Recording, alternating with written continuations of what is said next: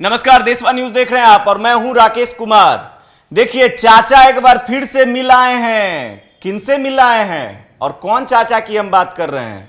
नीतीश कुमार की बात नहीं कर रहे हैं। जो नीतीश कुमार गए, अभी नीतीश चाचा गए मोदी जी से मिलके चल आए, हम उनकी बात नहीं कर रहे हैं। दूसरे चाचा की बात कर रहे हैं। जी हाँ, पशुपति कुमार पारस जाके मिलाए हैं नड्डा साहब से। अब मिलने का क्या मतलब है? काहे मिलने गए भाई? काहे इन दिनों अभी जो चाचा भतीजे के बीच चल रहा है ना, वो ठीक नहीं चल रहा है। चाचा कह रहे हैं नेवर नेवर नेवर, भतीजे से कॉम्प्रोमाइज नेवर। अब भतीजा कह रहे हैं कि हम चाचा से काहे जाएंगे भाई, चाचा को ऐसी परास्त कर देंगे, उनको क्या वैल्यू मिल रहा है? वैल्यू तो हमको मिल रहा है, चार्टर प्लेन से आ रहे हैं, समझ रहे हैं ना।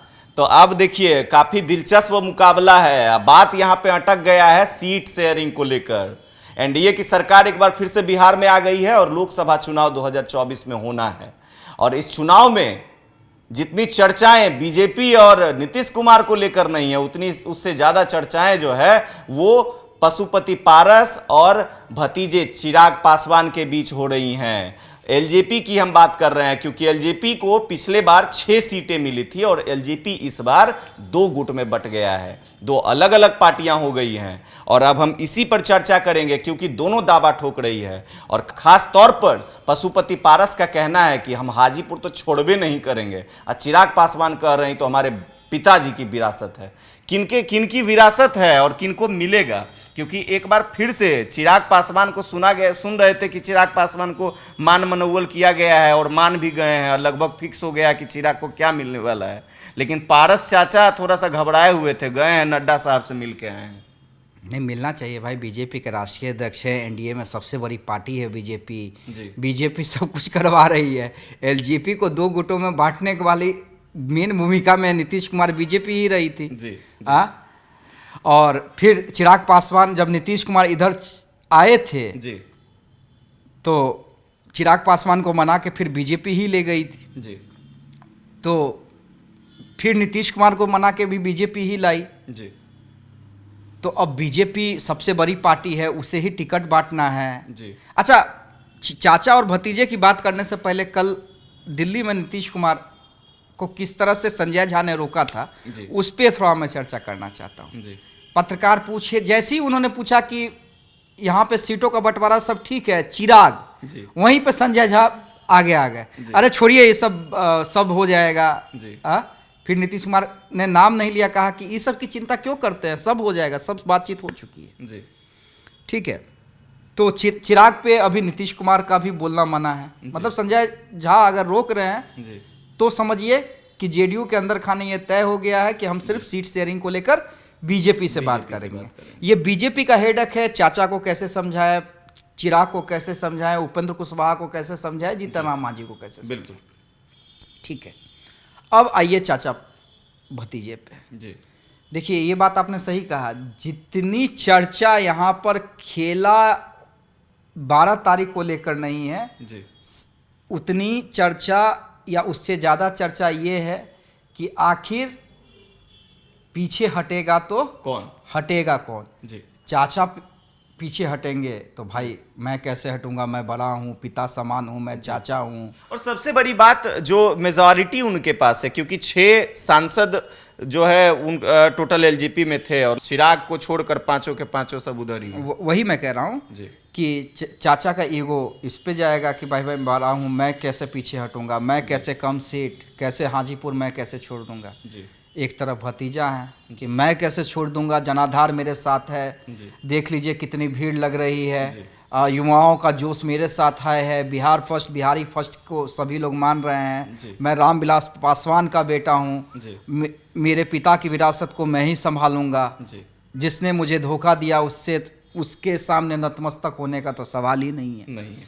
अब देखिए, बड़ा इंटरेस्टिंग है। अब देखिए, ये कहते हैं ना कि अगर ये पॉलिटिकल लड़ाई रहती, होता है ना, हम लोग कई दिनों से, राकेश आप भी हैं, मैं भी हूँ, मैंने राजनीति को करीब से देखा है। चुनाव से एक दिन पहले तक जो गठबंधन दल हैं वो कहते रहते हैं नहीं इस सीट पे कोई कंप्रोमाइज नहीं होगा, गठबंधन रहे या नहीं रहे। आपके पास कितने पहलवान हैं, हमारे पास तो इतने पहलवान हैं, इस सीट से हम मेरा सिटिंग है तो इस सीट से हम हमारे प्रत्याशी ने दूसरे नंबर पे वोट लाया था, ये सीट छोड़ने का सवाल नहीं है, हम इतना सीट पे लड़ेंगे, हम ये करेंगे, हम वो करेंगे।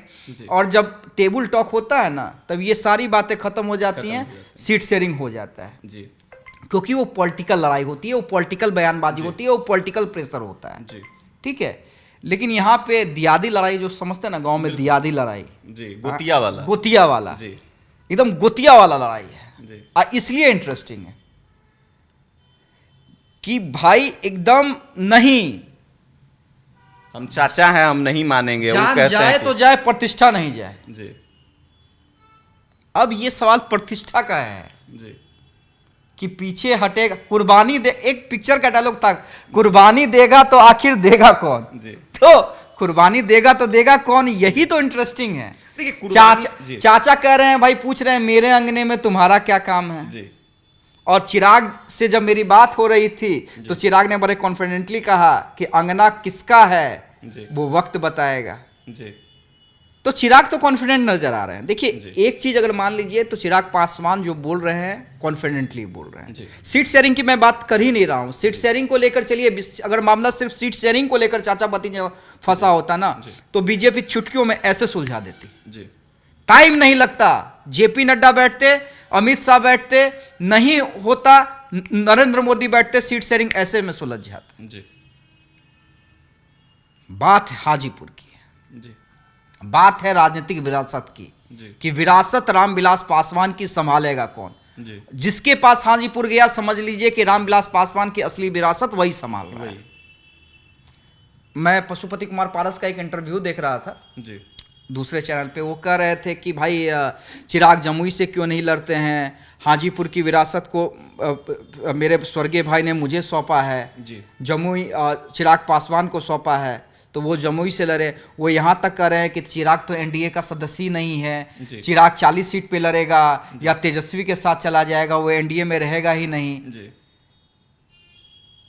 लेकिन और चिराग को किस तरह से बीजेपी अपने पास रखना चाहती है, ईगर है, डेस्परेट है कि जेपी नड्डा उन्हें चार्टर फ्लाइट से ला रहे हैं। देखिए कम बड़ी बात नहीं है, एक मैसेज दिया जाता है राजनीति के अंदर।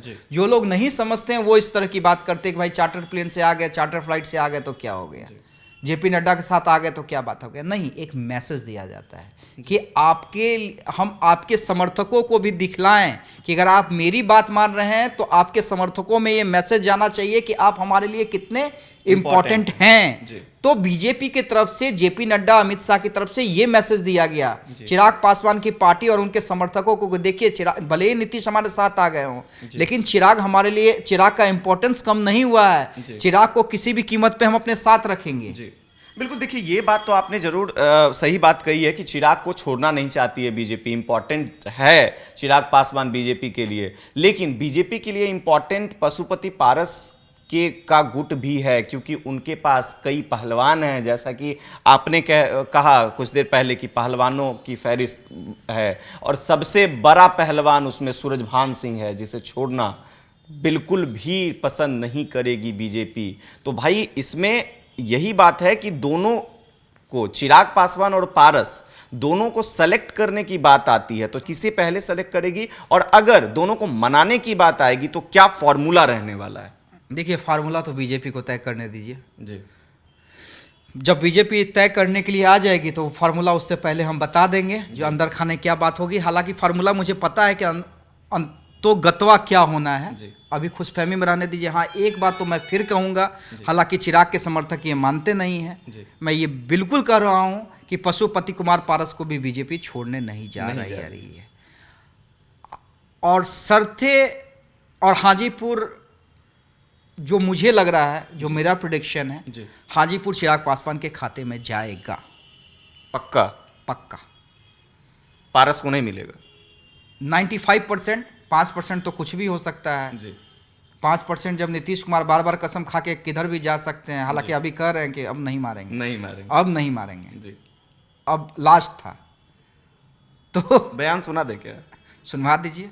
एक बार बयान जरूर देख लीजिए, क्योंकि काफ़ी इंटरेस्टिंग हो जाता है नीतीश कुमार जब ऐसा कुछ कहते हैं कि अब हम इधर ही रहेंगे, इधर से कहीं नहीं डोलने वाले हैं, एकदम बैठ गए हैं तो बैठ गए हैं। जरा देख लीजिए, एक बार बयान सुन लीजिए क्या कुछ कह रहे हैं। ये बात हो गई थी, आज सब लोग से मिल लिए, बहुत अच्छा है। और अब आपको इतना बता देना चाहते हैं कि अब हम लोग जो पहले से श्रद्धेय अटल जी के टाइम से, आप समझ लीजिए 1995 से जो साथ में थे, अब बीच में 2 बार इधर उधर जरूर हो गए थे, लेकिन अब कभी नहीं, फिर वहीं रहेंगे, अब इधर उधर नहीं। अब बीजेपी जेडीयू के बीच में सब कुछ सही है सर, दोनों पार्टियों के बीच में जो थोड़ी बहुत नोकझोंक हुई थी, सब कुछ सही हो गई। 2019 का ही फॉर्मूला रहेगा सर, 2019। चलिए सब बाद में बताएंगे, जेडीयू बीजेपी में सब कुछ ठीक है ना। सीट वगैरह की बात के बारे में चर्चा करने का कोई तुक नहीं है, वो तो सब होगी ही, और सब बात सबको उन लोगों को शुरू से मालूम है,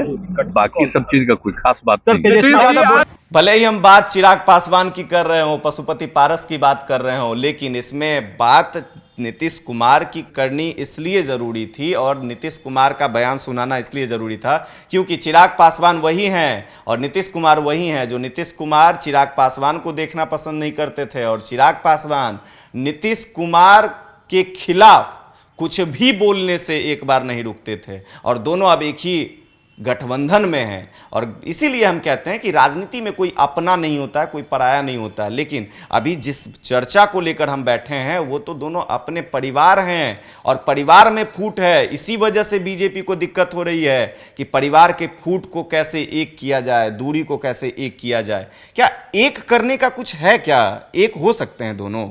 नरेंद्र मोदी को बैठना पड़ेगा। नरेंद्र मोदी, अमित शाह, दोनों को बैठाना पड़ेगा, तभी जाके फार्मूला निकल सकता है। फार्मूला कई है, कई फार्मूलों पे चर्चा भी हो रही है, लेकिन उसके लिए अमित शाह, नरेंद्र मोदी, या अमित शाह बैठ जाए पारस और चिराग के साथ, या नरेंद्र मोदी बैठ जाए पारस जी और चिराग के साथ, तभी जाके कोई फार्मूला सेट होगा। लेकिन उस फार्मूले में भी हाजीपुर चिराग नहीं छोड़ने जा रहे, छोड़ना पारस को पड़ेगा। और पारस के लिए कोई ऐसा ऑफर, गोल्डन ऑफर दे दिया जाए जो पारस को स्वीकार हो जाए, दोनों पार्टी को एक करवा दिया जाए, कुछ भी संभव है, लेकिन हाजीपुर चिराग अपने पास रखेंगे, ये तय मान लीजिए। फॉर्मूला कई हो सकता है, पार्टी एक करवा दिया जाए, पारस को राज्यसभा के साथ साथ केंद्रीय मंत्री का ऑफर दे दिया जाए, कहीं का गवर्नर बना दिया जाए। प्रिंस पासवान को तो सीट जा रही है, चंदन सिंह को भी सीट जा रही है, ये भी कंफर्म आप मान लीजिए। हाँ, पारस पार्टी एक होगी, राज्यसभा जाएंगे, क्या होगा, ये तमाम चीज़ें, कई फार्मूले पे बात हो रही है। लेकिन उसके लिए अमित शाह और नरेंद्र मोदी, बीजेपी ने सेट किया है, 2-3 फार्मूला सेट किया है। और मैं फिर कह रहा हूं कि एक बार कोशिश की गई थी नित्यानंद राय के द्वारा कि पार्टी एक हो जाए। चिराग थोड़ा माने थे, चिराग थोड़ा माने थे नित्यानंद राय के कहने पे। फार्मूला जो राजनीतिक बाजार में है कि भाई पहले पारस जी को जाना था भाभी जी के पास, फिर चिराग को जाना था पारस जी के पास, फिर एक परिवार एक हो जाएगा, पार्टी एक हो जाएगी, तो इतना माथापेची नहीं होगा। चिराग थोड़ा माने थे, पारस ने इग्नोर कर दिया था। पारस ने कह दिया था कि नहीं, संभव ही नहीं है। तो वो नित्यानंद राय थे। और वो अगर मोदी की एंट्री हो, मोदी और अमित शाह, मैं ये नहीं कह रहा हूं कि दोनों, अमित शाह भी हो सकते हैं, नरेंद्र मोदी भी हो सकते हैं, लेकिन दोनों को साथ अलग अलग नहीं, अलग अलग बातचीत नहीं हो सकती है, दोनों को साथ बैठा के बातचीत करनी होगी। हाँ, ये मान लीजिए हाजीपुर चिराग के खाते में जाएगा। अब वो लड़ें, उनकी मां लड़ें, वो चिराग पासवान को डिसाइड करना है। लेकिन पारस को भी बीजेपी इतने हल्के में नहीं छोड़ेगी। अब मान लीजिए कि अब किसी शर्त को ही पारस नहीं मान रहे हैं, तब तो मुझे नहीं पता है कि क्या होगा। लेकिन अभी तक के प्लान में यही है कि पारस को छोड़ना भी नहीं है, चिराग को नाराज नहीं करना है। हाजीपुर को लेकर चीजें क्लियर हो गई हैं, लेकिन बैठाना दोनों को पड़ेगा। बिल्कुल, देखिए दोनों को एक साथ बैठाया जाए तब जाकर मामला जो है सुलझ सकता है। लेकिन चाचा पारस और भतीजे चिराग पासवान की लड़ाई जो है काफ़ी दिलचस्प हो गई है और अब इसे सुलझाना है बीजेपी को, अमित शाह को, जेपी नड्डा को, नरेंद्र मोदी की एंट्री तक की बात अमित सर ने कही है कि अगर नरेंद्र मोदी की एंट्री होती है, अमित शाह साथ में बैठते हैं, चिराग पासवान पारस साथ में बैठते हैं, तब जाकर मामला सुलझ सकता है। लेकिन वो कैसे होगा, कब होगा, देखना काफ़ी दिलचस्प होगा। फिलहाल इस खबर में इतना ही। अन्य खबरों के लिए देखते रहें देशवा न्यूज़। धन्यवाद।